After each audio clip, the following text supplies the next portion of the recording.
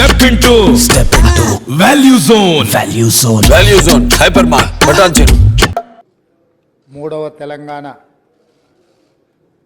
శాసనసభ యొక్క సభా అధ్యక్షుడిగా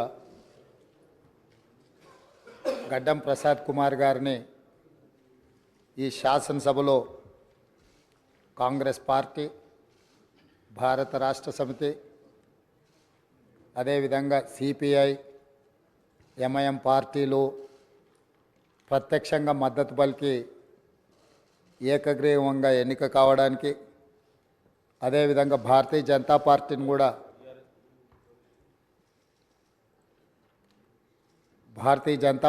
కూడా సంప్రదించడం జరిగింది.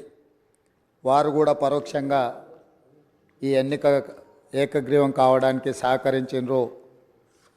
సభాపక్ష నాయకుడిగా మా సభ్యులకు, భారత రాష్ట్ర సమితి అధ్యక్షుడు మరియు శాసనసభ్యులకు, ఎంఐఎం అసదుద్దీన్ ఓవైసీ గారికి, అక్బరుద్దీన్ ఓవైసీ గారికి, సిపిఐ పార్టీ నాయకులకు అందరికీ, ఆ పార్టీ అధ్యక్షులకు, శాసనసభ్యులందరికీ కూడా ఈ సభాపక్షాన మనస్ఫూర్తిగా వారికి ధన్యవాదాలు తెలియజేస్తున్నాను.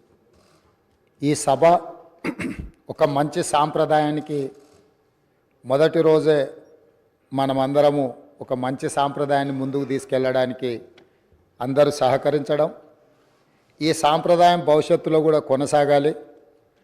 ఈ మంచి సాంప్రదాయము సభ సమన్వయంతో, అందరి సహకారంతో ఈ సమావేశాలను మనం నిర్వహించుకుంటే తెలంగాణ ప్రజల యొక్క ఆకాంక్షను, తెలంగాణ ప్రజల యొక్క ఆలోచనను ఈ సభ ద్వారా పరిష్కరించడానికి అవకాశం ఉంటుంది.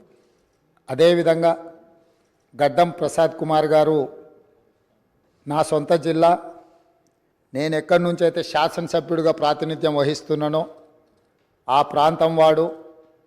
వికారాబాద్కి చరిత్రలోనే గొప్ప పేరుంది.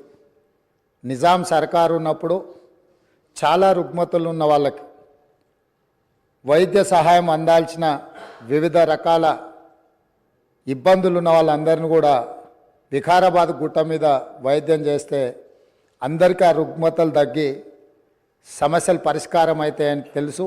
ఇప్పటికి కూడా అక్కడి వాతావరణం, అక్కడి గాలి, అక్కడి నేల ఒక మంచి వైద్యానికి ఉపయోగపడే ప్రాంతం. ఆ ప్రాంతం నుంచి వచ్చిన గడ్డం ప్రసాద్ కుమార్ గారు మన 3వ శాసనసభకు స్పీకర్గా ఎన్నిక కావడం ద్వారా సమాజంలో ఉన్న ఎన్నో రుగ్మతలను, సమస్యల్ని ఈ సభలో వారి నాయకత్వాన చర్చ జరిగి పరిష్కారం అవుతుందని చెప్పి నేను స్పష్టంగా భావిస్తున్నాను, ఆశిస్తున్నాను. అదేవిధంగా వారు అతి సామాన్యమైన కుటుంబం. వెనుకబడి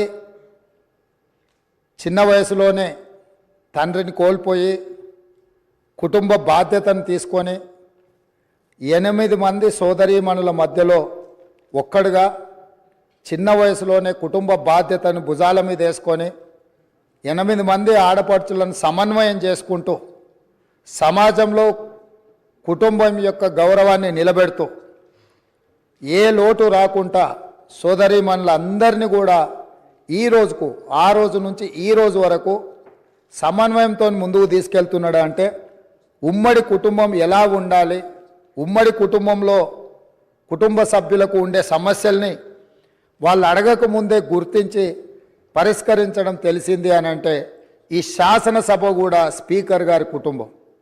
మనందరం కూడా వారి కుటుంబంలో సభ్యులం.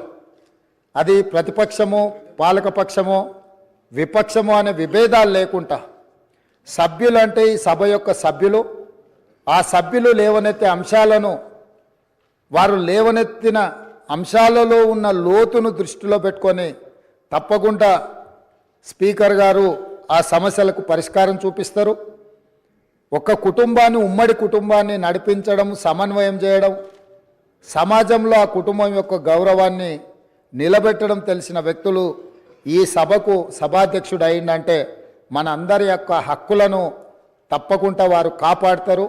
అదేవిధంగా వారు రాజకీయ ప్రస్థానం, స్థానిక సంస్థలు ఒక ఎంపీటీసీగా వారి రాజకీయ ప్రస్థానం మొదలయ్యి అక్కడి నుంచి వారు ఎంపీపీ అవ్వడం, 2008 ఉప ఎన్నికలలో శాసనసభ్యుడిగా ఎన్నికవ్వడం, 2009లో తిరిగి వారు శాసనసభ్యుడిగా ఎన్నికవ్వడం, తర్వాత వారు మంత్రిగా సేవలు అందించడం, హ్యాండ్లూమ్ వీవర్స్కి వాళ్ళకున్న లోన్లు కానీ లేకపోతే వాళ్ళ సమస్యలను పరిష్కరించడంలో క్రియాశీలక పాత్ర పోషించడము, వారు మంత్రిగా ఉన్నప్పుడు వికారాబాదును శాటిలైట్ టౌన్గా గుర్తించి కీర్తిశేషులు పెద్దలు జైపాల్ రెడ్డి గారు అర్బన్ డెవలప్మెంట్ మినిస్టర్గా ఉన్నప్పుడు ఢిల్లీకి వెళ్ళి వారితో మాట్లాడి వికారాబాద్ పట్టణాన్ని శాటిలైట్ టౌన్గా గుర్తించి 2200 కోట్ల రూపాయలు మంజూరు చేయించి అక్కడ అభివృద్ధి కార్యక్రమాలను ముందుకు తీసుకెళ్ళి ఆ రోజు వారు అక్కడి ప్రజల యొక్క సేవలో వారు ముందున్నారు. అదేవిధంగా అక్కడ మెడికల్ కాలేజ్ కావాలని వారే ఆ రోజు ఆ ప్రతిపాదన తీసుకొచ్చి ఈరోజు మెడికల్ కాలేజ్ మంజూరు అయింది. ఇంకా స్టాఫ్ ఇతర అంశాలు కూడా కొన్ని ఉన్నాయి. వారే అక్కడి నుంచి ఆదేశాలు ఇచ్చి తప్పకుండా ఆ సమస్యను పరిష్కరించడమే కాకుండా అప్పా జంక్షన్ నుంచి వికారాబాద్ మన్నగూడ చౌరస్తా వరకు రోడ్ వైడనింగ్ విషయంలో కానీ వీట్లల్లో కూడా వారు ప్రత్యేకమైన చొరవ చూపించి ప్రాంతం యొక్క అభివృద్ధిని వారు ఎప్పుడూ మర్చిపోకుండా వారు ఎన్నికలలో గెలిచిన ఒకవేళ ఫలితాలు వారికి అనుకూలంగా రాకపోయినా వారెప్పుడు కూడా ప్రజలకు దూరంగా ఉండలేదు.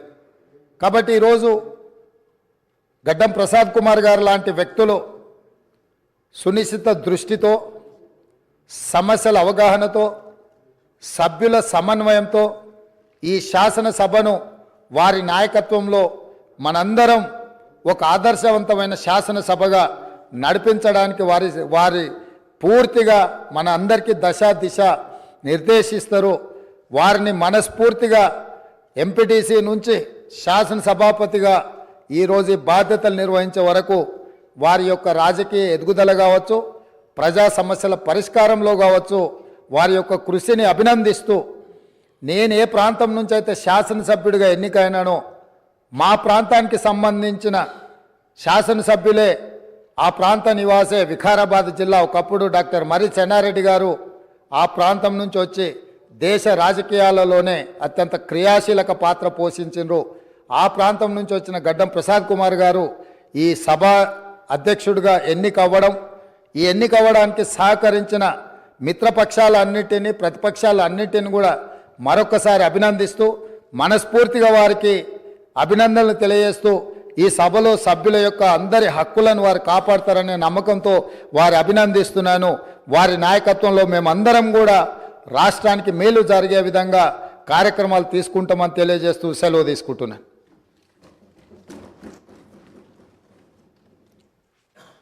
శ్రీ మల్లు భట్టి విక్రమార్క.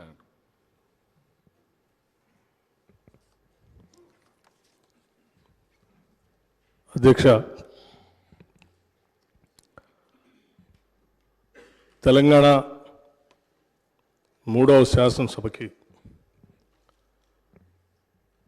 స్పీకర్గా ఎన్నికైన